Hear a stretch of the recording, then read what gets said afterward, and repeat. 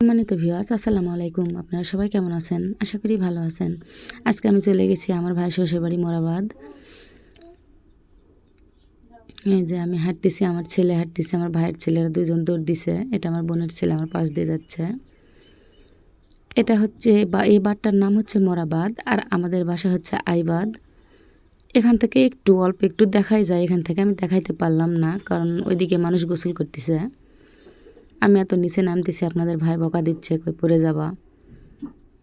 আমার ছোটোবেলাটাই এখানে কাটছে, এইসবে হাঁটে ছেলে কাটছে। আমার এত সহজ নয় আমি পড়ে যাওয়া। আসলে অ্যাক্সিডেন্টের কথা বলা যায় না, সেজন্য সাবধান করতেছিল। আমার দেখা দেখি আমার ছেলেটাও দৌড় দিছে। এই যে দেখেন, সব কিছুতে সাহস বেশি। আমি পানি নাড়তেছি দেখে ওইও নেমে যাবে।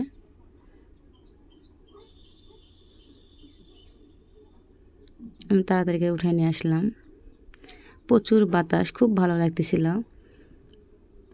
আর তার মধ্যে আমি প্রায় 2 বছর পর মায়ের বাসায় গেলাম।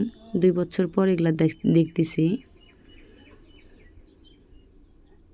এখন নদীতে পানি বাড়ছে, যখন পানি কমে যায় আরও নিচে চলে যায় পানি। আপনাদের কাদের কাদের এরকম জায়গা মানে এরকম পরিবেশ আপনাদের পছন্দ, কমেন্টে জানাবেন।